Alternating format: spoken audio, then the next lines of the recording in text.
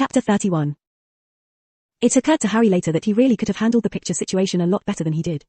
For instance, he could have blown the camera up, petrified Draco, used a switching spell, summoned it, basically anything but what he did, which was absolutely nothing. Draco, on the other hand, sent the photo of the bobbit straight to Rita Skeeter, who wrote Dungeons & Drag, The Secret Life of Harry Potter, which wasn't just an article, but a series of articles. Harry, naturally, had responded by suing for libel and won, forcing the Daily Prophet to print a retraction. The wizarding world at large seemed to have forgotten about it by early October, but the Hogwarts students. "Hey Harry," Lisa Turpin, a Ravenclaw from his year, greeted him. "I was wondering if you could sign my new Harry and Drag wall scroll." "Draco selling wall scrolls now?" Harry asked incredulously. "Oh yeah," Lisa nodded enthusiastically. "He said he got the idea from you and your incessant merchandising you've been doing since last year." "Damn him," Harry muttered, wondering whether he should drop that Narcissa the Secret Malfoy rumor after all or whether he really deserved this for the widely accepted Snape as Draco's father story he created. In fact, Sirius said that just last week Snape had gotten a letter from a lawyer offering to help him sue for partial custody of Draco. Needless to say, the potion's master was not amused. Fortunately, he'd been riding so high ever since Rita Skeeter's first article came out that this new drop in mood just meant he was pretty much back to normal. "So, will you?" Lisa asked again. "Oh, fine whatever," Harry sighed as he took out his decidedly muggle pen and quickly signed it. "Thanks, Harry, you're a good sport," Lisa said cheerfully as she hurried away. "Do you think I can persuade you to sign them before I sell them?" Draco's voice came from behind him. Harry turned around to watch the Slytherin staring at him with obvious amusement. "It would probably be worth more." "Would I get a cut in the profits?" Harry asked automatically. 10%, Draco offered. 20, Harry countered. 15, Draco compromised. "Deal," Harry smiled. "Now you've got to tell me, why in the world were you in the teacher's lounge that day? I mean, were you stalking me or something? Or do you just take pictures of Hogwarts in your spare time?" "I ran into Professor Snape a little after potions class," Draco explained. "He told me to get a camera and hurry to the teacher's lounge. I didn't have one, so I had to borrow Pansy's dash." "Pansy has a camera?" Harry interrupted. "I thought that was only Colin." Draco rolled his eyes. "Pansy has apparently decided to follow your entrepreneurial example and has taken it upon herself to write a book for parents and new students, particularly Muggleborns, about what to expect, what the castle's like and the classes, and she's including a lot of pictures." "Man, I wish I thought of that." Harry trailed off. "But wait, both of your families are ridiculously wealthy. Why would you even need to make money?" "Why would you?" Draco shot back. "You're independently wealthy as well." "Yeah, but you guys don't throw around money like I do and your parents are still around to find ways to accumulate more wealth," Harry pointed out. Draco shrugged. "What can I say, Potter? It's nice to have some readily available cash without needing to go through your parents, and Hogwarts can be really boring. But like I was saying, Professor Snape told me to go to the teacher's lounge and I suppose he thought I could get a picture of your worst fear or you looking terrified, but this worked out so much better, don't you think?" "For you, maybe," Harry muttered. Draco just smirked and walked away. As Harry waited impatiently for the line to leave the castle and go to Hogsmeade to shorten, he noticed a disturbance at the beginning of the line. Upon close examination, it appeared that Lavender was crying and Parvati, Seamus, and Dean were attempting to comfort her. "What's wrong?" Harry asked as he, Ron, Neville, and Hermione approached them. "She got a letter from home this morning," Parvati whispered. "It's her rabbit, Binky. He's been killed by a fox." "Oh," Hermione said. "I'm so sorry, Lavender." "I should have known," Lavender angst. "You know what day it is?" "The 16th of October. Neville helpfully supplied. "The day that Professor Trelawney said something bad would happen to you." Lavender nodded and sighed tragically. "And not just that, I also got my period today." "You know what?" Harry said, feeling uncomfortable. "I think I forgot my money in my room. Coming, Ron?" "Neville." "Dear God, yes," Ron said, practically pushing Harry towards the Gryffindor Tower. "We'll go with you." Dean jumped in. "Oh yeah, I think I forgot something as well," Seamus said.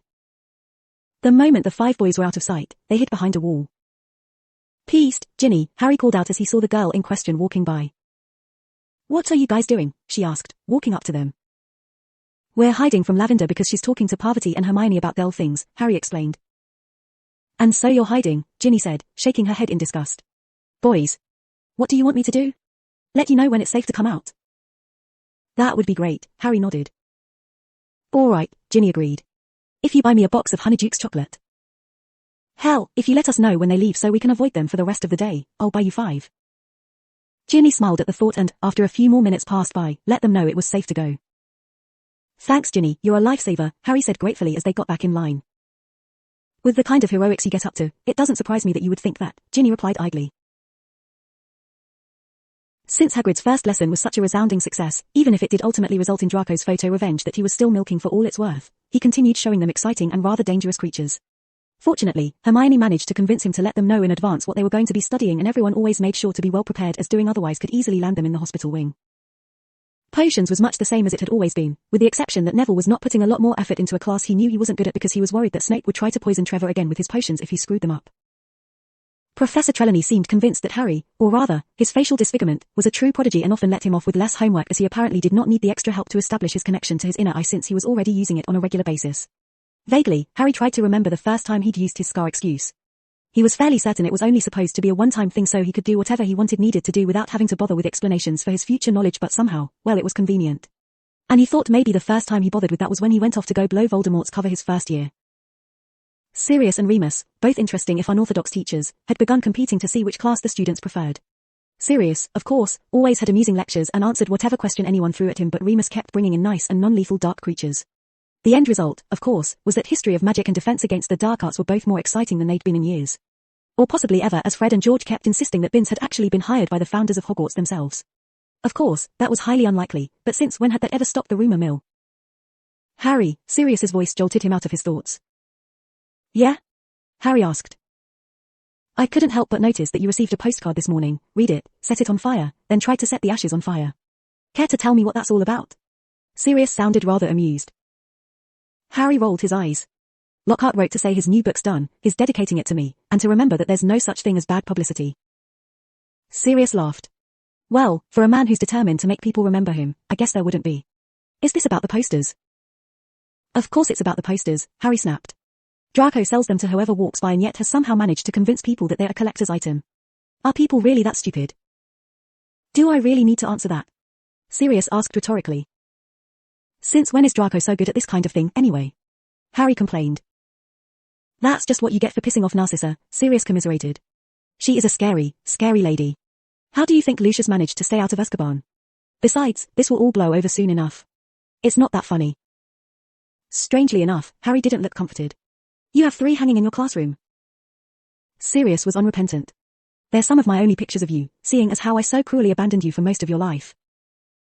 I knew that was going to come back and haunt me sooner or later, Harry grumbled. Cheer up, I'm off to go plot revenge against Snively with Remus, Sirius said cheerfully. Want to come? Why not? Harry agreed as they set off to find the werewolf in question. Remus, are you busy? Sirius asked, barging right into Remus's office. Incredibly so, Sirius, Remus answered without looking up. 2 of the 3rd year's Care of Magical Creatures textbooks attempted to eat their homework and I'm trying to decipher it. Wow, Harry remarked. My book ate my homework. I don't think I've heard that one before. Hello, Harry, Remus greeted. Do you need something? Oh, so you have time for him but not for me? Sirius asked, wounded. He's a student, Sirius, that makes him my responsibility, Remus explained patiently. Do you have a way for everyone to have completely forgotten all about Neville's stupid boggart? Harry asked. Nothing legal, came Remus's simple reply. Now that we're all here, let the weekly meeting of the Drive Snively to the brink of insanity come to order, Sirius said grandly. Harry raised an eyebrow. DSBI? It's better than spew, Sirius said defiantly. I told you, Sirius, I'm not going to help you. I'm Remus began. An adult? Responsible? Not holding a decade-long grudge. Harry supplied helpfully. Yes. To all of those things, Remus agreed. Sirius shot them a withering look. Oh, shut up. Now, since we last met, that GIT did conspire to turn me into a Veela. Fortunately, the effect wore off at 48 hours because most of my newfound girls were underage. In return, I may have turned his nose into a beak and enchanted every reflective surface he came across to give him hygiene tips. This was all very good, but now there is a new week, so we need a new plan. Sirius waited for a moment, but Harry and Remus stayed silent. Well. You told us to shut up, Remus said mildly as Harry tried to see if he could read Remus's paperwork upside down. I didn't actually expect you to listen, Sirius said impatiently. So, ideas. You could decorate his classroom with pictures of yourself in drag, Harry muttered. I don't quite think that would have the desired effect, Sirius said, writing it down anyway. Remus? You could try acting like a responsible member of society and not reviving this petty rivalry, Remus suggested. Sirius just stared at him. Wow. You are really bad at this. I'm never leaving you alone for 12 years again. Whatever makes you happy, Sirius, Remus said serenely. That's a good philosophy, Sirius smiled. I think more people should adopt it. Chapter 32. What do you mean we're playing Hufflepuff instead of Slytherin tomorrow? Harry asked incredulously. Draco's not sick or injured or anything. Oliver Wood coughed. Actually, my sources tell me that he accidentally cast a reducto on his wrist, and since Madame Pomfrey has to regrow several of his bones, he won't be in any shape for the match tomorrow. Wow, Harry said almost admiringly. That's dedication. Completely stupid since it's only a little rain and will be similarly hampered, but still, have you ever had all your bones regrown? The fact he'd do that on purpose, just wow. I know, Wood reluctantly agreed. If it weren't for the fact that I don't want all of our multi-weather training to be for nothing, I'd suggest you do the same thing. Got to go, Harry said, sprinting for the relative safety of his defense against the dark arts class. Sorry I'm late, Professor Lupin. I was dealing with a Quidditch fanatic and these things take time. This lesson began 10 minutes ago, Potter, so I think we'll make it 10 points from Gryffindor. Sit down, Remus said coldly. Harry brightened as he always did at the rare chance to lose house points. So, that's a point a minute? Remus nodded uncertainly. So can I use come back in an hour or so? Or hell, Monday? How many points would that be? Harry trailed off, trying to figure it out. Remus's lips curled into an unpleasant smile. Tempting as that may be, I have no inclination to spend time with you outside of class supervising your detention, and if I don't then God knows your godfather will probably spend the time taking you to the kitchens or Hogsmeade or something. True, Harry conceded. Are you feeling all right? I mean, you're acting kind of, oh my god, isn't tonight the dash? Indeed it is, Remus confirmed, irritated. So you're Professor Snape who my godfather made look like Professor Lupin for whatever reason? Harry hazarded a guess. He thought it would be an easier transition for the students, Snape confirmed dully. Now sit down. As I was saying before Potter interrupted, Professor Lupin has not left any records of the topics you have covered so far. Snape began before Harry interrupted him yet again. I have no idea what we're on, but since there isn't any lesson plan, can we take the time to learn about werewolves? Snape's eyes widened. That's an interesting request, Potter. Any particular reason? Harry knew Snape was surprised as the older man was obviously half-heartedly trying to get someone to realize about Remus because he was annoyed at having to fill in and because Remus hadn't done anything to stop Sirius acting like a prat and pranking him regularly. Not like Snape wasn't giving as good as he got, but... And it wasn't as if Snape wasn't totally planning on covering it anyway, so why not? The widespread ignorance about lycanthropy is appalling. Did you know that people actually believe that werewolves live in the Forbidden Forest and you can run into one at any time, or that it's possible to raise a werewolf cub as if it were a pet? Harry shook his head sadly. As any muggle could tell you, werewolves only transform on the full moon. But Harry, Hermione protested. We were about to start Hinky Punks. If Professor Lupin wanted you to start Hinky Punks today, then he should have left a lesson plan, Snape pointed out. I cannot believe I'm about to say this, but Potter's idea has merit. It is truly a sad state of affairs when muggles know more about magical creatures than wizards do.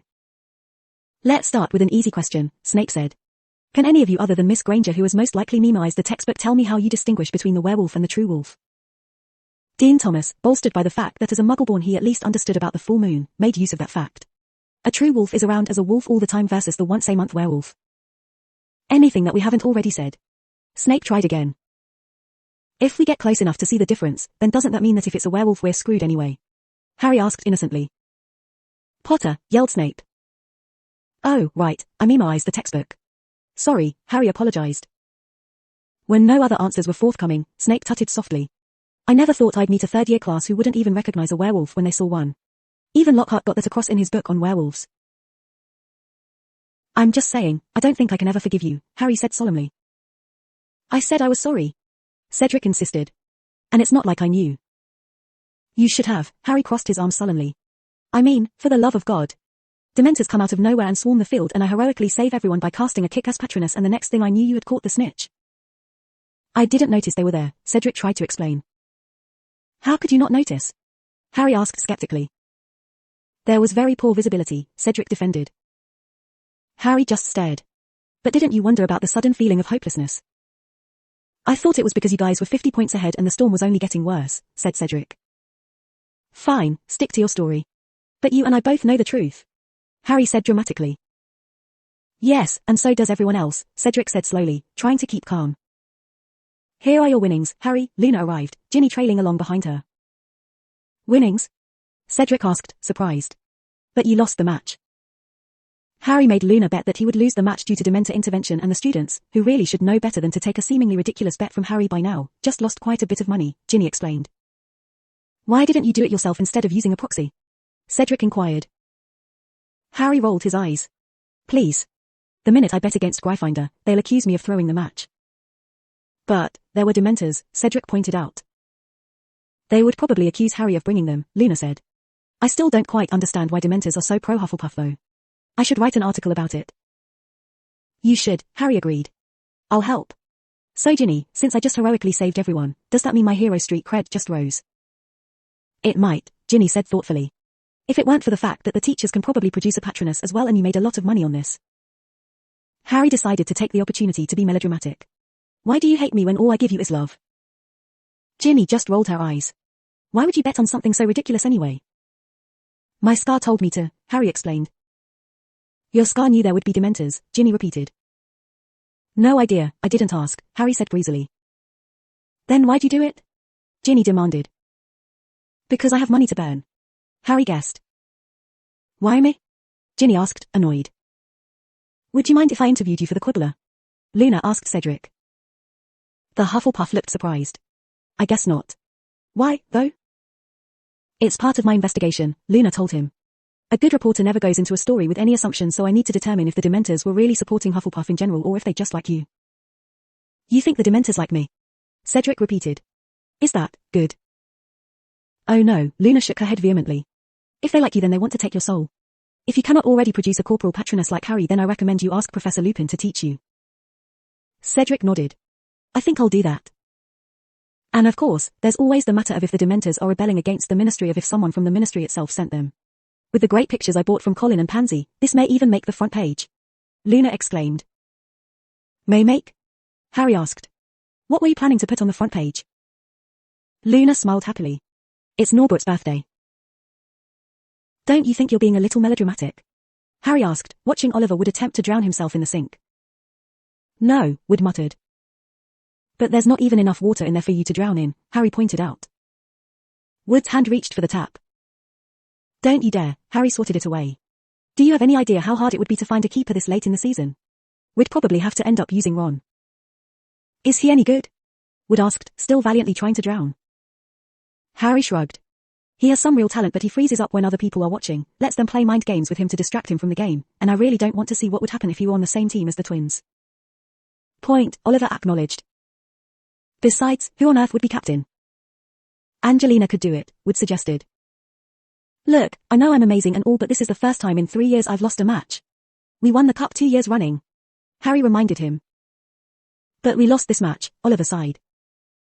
I think this falls under the category of act of God, Harry declared. I mean, I'm good but there's really nothing I can do if Cedric happens to spot the snitch while I'm in the middle of saving everyone from the Dementors. Oliver didn't reply. Look on the bright side, Harry said cheerfully. At least we were playing Hufflepuff. If it was Slytherin then I would never hear the end of it from Draco. At the next Defense Against the Dark Arts lesson, Harry peered very carefully into the room before entering it. Yeah, it looked like the teacher standing in the front of the room was Remus, but it had last time, too. The full moon was over with, but Remus would still be out of sorts. Harry decided to test it out. Feeling better, he asked. I am, thank you Harry, Remus said. I can't believe you left Snape in charge. Harry said, shaking his head. It was either that or Sirius, Remus explained. I guess I see your point, Harry admitted. But still. What happened? Remus asked, looking concerned. You'll see, was all Harry would say. Professor Lupin? Ron asked. Yes. Remus smiled at him. Do you still want those werewolf essays? Ron asked. Remus frowned slightly. You were supposed to write an essay about werewolves. Did you tell Professor Snape we hadn't covered them yet? I tried to, Hermione huffed. But he said that if you wanted us to cover Hinky Punks you should have left a lesson plan and Harry suggested studying werewolves. Harry met Remus's questioning stare and shrugged. The rampant misconceptions were annoying me. Apparently they annoyed Professor Snape, too, as I heard he made every class he filled in for do an essay. Don't worry, Professor Lupin said calmly. I'll speak to Professor Snape. You don't have to do the essay. But it's due today so we already did it, Seamus pointed out. Oh, well since not every class had been assigned it, I can't very well make it an assignment. Remus looked a bit uncomfortable. So in other words, just turn it into Snape? Neville asked. Why would we do that? Parvati asked. He teaches potions. Yeah, but he assigned the essay and if we don't give it to him what do you think will happen to our potions grades? Neville asked. Not to mention he might appreciate a sign that we think he'd be an okay Defense Against the Dark Arts teacher, Harry agreed. Of course we do. There don't really seem to be any qualifications for the position. Sorry Professor, Lavender said sheepishly. Don't worry about it. Now, for the lesson you should have been covering on Friday, hinky punks. So, Hermione, did you find out anything interesting when you were writing that werewolf essay? Harry asked his friend as they sat outside by the Black Lake. Or at least that was what Harry thought it was called. Who really knew? Most people referred to it simply as the lake. Snively assigned you an essay on werewolves. Sirius, who had been on his way to Hagrid's, stopped short and stared at them. At Harry's nod, he continued. Right. This time I think I'm actually going to kill him. Hermione looked alarmed by this. Be because of the essay. Does that mean that Professor Lupin really is a werewolf? She figured it out before, too, Harry mouthed when Hermione wasn't looking. Reluctantly, Sirius calmed down a little. Yes. When he was a small child, his father did something to piss off Fenrir Greyback. Greyback, in case you didn't know, is infamous for his savagery and his predication for attacking children, often to get back at their parents. But, isn't it dangerous to have a werewolf at school? Hermione gasped. He attended Hogwarts and except for one minor incident, which was mostly my fault, there were no problems, Sirius explained. What happened? Hermione asked, still looking anxious. Someone almost walked in on Professor Lupin when he was transformed. Had he done that, he would have either died or become a werewolf himself for sure, Sirius said, looking vaguely guilty. Probably just for Remus's sake, though, as he would never forgive himself and probably been executed if anything had happened to Snape. How do we know that can't happen again? Hermione demanded. Since then the Wolfsbane potion has been invented, Harry piped up.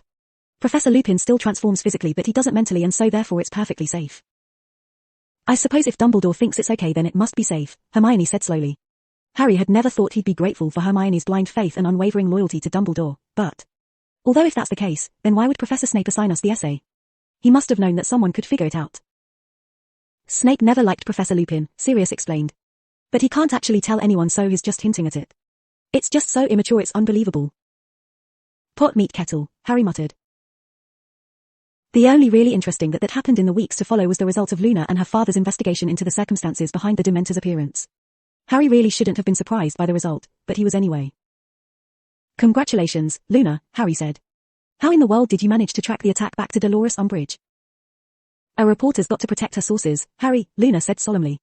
I must say, I'm glad that we caught her, though. Endangering schoolchildren because she felt that your influence might be a threat. I know, Harry agreed. Really horrible thing to do. I wonder what her trial will be like. Fudge insists he didn't know anything about it and I'm actually inclined to believe him. He really doesn't know much of what goes on around him. How did he get to be minister again? He's easily bribable and Dumbledore didn't want the job. Luna suggested. Ah, right. Still, Madam Bones would probably make a good minister. Harry mused. But then who would be in charge of the auras? Luna asked. The last thing we need is an incompetent and or corrupt aura force. Maybe I can be minister someday, Harry said. I never really thought about it before that boggart lesson, but it's an idea. I never liked Mondays anyway, Luna said loyally. Chapter 33. Harry was not in a very good mood heading to divination and it was all his so-called friends' fault. They were in a great mood, of course, seeing as how they had just come from charms where they had learned to cast the cheering charm. Even Hermione had remembered to go seeing as how Harry as a concerned friend and Percy as a concerned head boy had been making her get some sleep all year and so she wasn't as frazzled. Harry, sadly, was not under the influence of the cheering charm. He had partnered with Hermione while Ron and Neville teamed up and Hermione had somehow gotten it into her head that the thought of an extraordinarily cheerful and hyperactive Harry was a bad thing or something and refused to cast it on him. When she explained the situation, Ron and Neville immediately agreed to let her practice the charm on the pair of them and as a result both boys were practically glowing with happiness. So not fair. We're starting crystal balls early. Ron exclaimed. Yes. No more palm reading. And because we don't have to deal with all the different lines on the hand and just talk about what we see, it will be so much easier to make up, Neville added, pleased. Hermione, even cheerful, was hard-pressed to say something positive about their divination class. At least we're learning something new, she finally said, lamely. How long do those stupid charms last? Harry muttered, annoyed. His classmates, of course, didn't answer as they were all too busy being high on life. And magic. Good day to you. Professor Trelawney greeted them, perking up at their obvious enthusiasm. I'm pleased to see you all so excited to start our study of the crystal ball. It's a little earlier than I had planned, but the fates have informed me that your examination in June will concern the orb and I am anxious to give you sufficient practice. Well, honestly. The fates have informed her, who sets the exam? She does. What an amazing prediction, Hermione scoffed. Her resiliency to the effects of the cheering charm, and Harry knew it wasn't because of his spellcasting as he'd long since mastered that particular charm, was quite admirable. I don't know, Hermione, Harry disagreed, just to be annoying. Self-fulfilling prophecies are the most dangerous kind and we don't know that the orb would be on our exam if Professor Trelawney hadn't been notified. A self-fulfilling prophecy sounds really, really lame, Hermione replied. I'm with you, Harry said easily. But that doesn't mean that it's not true. Well said, Harry, Trelawney smiled over at him. I am often both fascinated and frustrated by the self-fulfilling natures of many prophecies. For instance, would they have come to pass had the prophecy not been made? And if the prophecy will be fulfilled regardless of the attempts of we mere mortals, then what purpose does receiving prophecies in the first place serve? But alas, that is a subject for another time. Hermione, who had actually looked mildly intrigued by that line of questioning, looked rather put out. So what do you see? Neville asked when their teacher had finally deemed them ready to begin. I see. Harry trailed off, gazing into the crystal bog. Fog, his mind supplied. My godfather turning Snape into at least 4 different people by the end of the year, he said instead. Neville snorted. Only 4. Harry shrugged. I said at least, didn't I? Anyway, what do you see? Neville glanced idly into the crystal ball then smirked. I see Gryffindor winning the House Cup for the 3rd year in a row. I hate you, Harry deadpanned. You know that, right? Neville shrugged. I can live with it. You two are just making things up again, aren't you? Hermione accused. Ron and I can't see anything. Prove it, Neville said. I told you, Hermione, I saw Ron began by Hermione interrupted him. I highly doubt Harry and one of the twins are going to enter themselves into some sort of international competition at Hogwarts. Harry started coughing. Ron was alluding to the Triwizard Tournament? How in the dash? And why would Fred or George dash? Maybe these things weren't so ridiculous after all. No, on second thought they were just that stupid. Just because you can't see anything is no reason to shun the true believers, Hermione, Harry said seriously. Yeah, you can't be good at everything, Ron added. I don't want to be good at every dash, Hermione began, red-faced. Yes you do, Harry and Neville chorused. They have a point, my dear, Trelawney said gently, coming up from behind her. And as it stands, you are far too devoted to the world of logic and facts to ever really succeed in such a delicate art form as this. You know what? Hermione said angrily, shoving her book back into her bag. I don't even care anymore. This class is a waste of my time and I can't believe it took me 7 months to realize this. I'm leaving. She then stormed out rather dramatically, but still slightly bouncy from the residual effects of the charm. Oh. Lavender squealed the moment she was gone. This is so cool. You told us that around Easter, one of our numbers will leave us forever. And she totally did.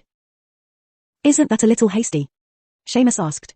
Seeing Parvati and Lavender's sudden glares, he quickly backtracked. I mean, not that I don't have absolute faith in divination and everything, but she just stormed out of one class. I can't really imagine that Hermione Granger, of all people, would willingly drop a class. Especially before exams. And especially considering the fact that she's using a time turner to get to all of her classes on time in the first place. I suppose you have a point, Parvati said grudgingly. But on the other hand, the prediction is right so far. What are the odds that it's just a coincidence? Besides, Dean added. Hermione basically told us all that she's not coming back. If she does end up returning, it would be really embarrassing for her, and considering that she never liked this class anyway and spends a lot of time with Harry, who we all know would never let her live it down, I think it's safe to say that she won't be coming back anytime soon. You're amazing, Professor, Lavender said, her voice full of awe. I'm impressed, too, Harry admitted. I mean, it figures that if someone would drop the class, it would be her, but how did you know she'd be able to make it 7 months? You'd think if she managed to last this long she could last another month and a half until exams and then not sign up for it next year. When you have had as many years of experience with the inner eye as I have, you too will be able to remove logic from your interpretations of future events, Trelawney said dreamily. Harry grinned. Can't wait. Ron paled and started shaking. Can I drop the class, too? Neville asked, sounding slightly desperate. No, Trelawney said without looking at him. That was quite a show, Harry said as he slid into his seat in Muggle Studies. I don't want to talk about it, Hermione said shortly. Harry smiled apologetically. I figured that. Still, dropping a class right before the exams. Are you sure that's the best decision? It will have made all the work you've already put into it completely pointless. The fact that I apparently don't have the inner eye or your skills at lying your ass off makes all the effort I've put into it all year completely pointless, Hermione countered. Besides, even with using the time turner to take breaks and get some rest, I'm still really stressing out, and having to spend hours brushing up on something that really has no practical purpose and that I'm not convinced is genuine in the first place just seems rather, a bit too much, really. You do realize that now half the class is convinced that Trelawney made a prediction, right? Harry said, grinning a bit. Hermione cocked her head, confused. No, why? Apparently our first class, she told us that one of our number would be leaving forever or something like that. I think she was talking about dying, as I'm fairly certain that was before she decided I wasn't doomed after all, but it was vague enough it could easily apply to that. Although how Lavender managed to remember that all these months. Harry shook his head, impressed. Maybe she wrote it down, Hermione suggested. Maybe, Harry conceded. Hi, Theodore. Why are you talking to me? Theodore not asked, sounding bored. Again? Because you're the one person I found aside from Professor Snape who doesn't like me, Harry explained. Theodore snorted. That's what you think. Well, that's this obvious about it, Harry corrected. And as for the people I don't know, well, I don't really care what they think as long as enough of them like me well enough to do whatever I tell them to do. You realize you sound like some sort of cult leader, right? Theodore asked. I think you picked the wrong house if you were thinking of being a Dark Lord. Oh, no, I've currently got my heart set on Minister of Magic, Harry assured him. Now that is a scary thought. I'll definitely make a note to go abroad in the event that ever happens, Theodore said, actually shuddering a bit. Besides, I am not obvious about disliking you. You didn't even notice until we had this class together. Harry considered this. True, but now that I do know I can't stop thinking about it. It's driving me crazy. At this Theodore actually looked a little offended. You cannot possibly blame your vast array of mental problems on me. Well, you've certainly exacerbated them, Harry muttered. Theodore rolled his eyes. That I can live with. Do you often obsess over Slytherin boys? No.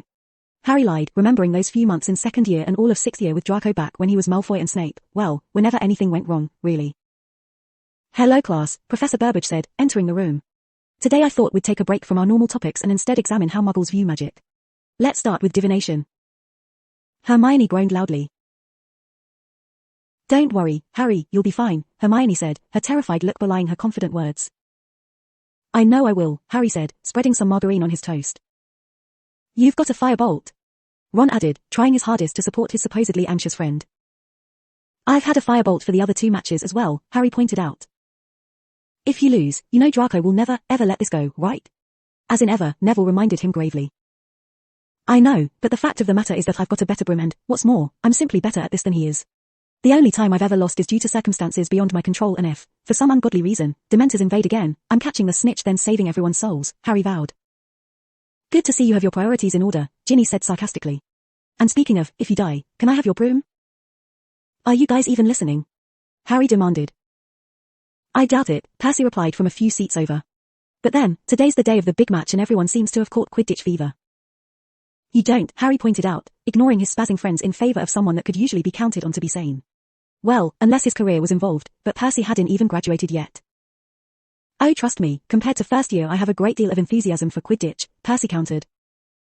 But, you barely support the team, Harry said, confused. Bill and Charlie used to play it all the time using my toys as quaffles, Percy explained. So did the twins, come to think of it. Naturally, I was quite anti-Quidditch when I started Hogwarts. So what happened? Harry wanted to know. You'd think that having siblings on the Quidditch team wouldn't help with that. Indeed it didn't, Percy agreed. Seeing as how first Charlie and then Fred and George felt the need to steal my books anytime they wanted to play a pickup game. Still, one does not surviving rooming with Oliver Wood for 7 years without picking up a basic appreciation of the game. So it was self-preservation, then. Harry grinned. Like you wouldn't believe. Hey, Flint, Harry called out. What, Potter? Flint snapped back. They were in the middle of the game, after all, and even if Harry, a seeker, could dally around all he wanted to as long as Draco didn't spot the snitch either, that didn't mean that a chaser like him could. I didn't go to the other Slytherin matches so I wouldn't know as you were there or not, but why are you here? Harry inquired. I know you graduated. Despite his annoyance, Flint actually smirked. True, but Dumbledore never comes to the matches and the other teachers all just assume I'm repeating someone else's class. I'm actually not sure I should be insulted or relieved it's that easy to convince everyone that I somehow managed to fail. What about the other Slytherins? Harry wanted to know. What about them? Asked Flint. Wouldn't they realize that you're only ever seen at matches and possibly practices? Harry said reasonably. Flint snorted. Of course they do, but they have a lot of house pride and not much respect for school rules. Besides, there weren't any other prospects for captain. I see, Harry said thoughtfully. Great, now bugger off, Flint ordered as he zoomed after Katie Bell. Fine, be that way, now let's see, hey, is that the snitch? Harry wondered aloud as he hurtled towards it. 15 feet away from it, his broom lurched. Surprised, Harry turned around to see Draco grabbing onto his firebolt and pulling it back. What the hell? Draco looked positively gleeful. All's fair in love and ow. One of his hands released the broom. Harry nodded and cast another stinging hex at the other boy to make him let go. Indeed. With that, he hurtled after the snitch again. Yes. 3 for 3. I've still got it. Chapter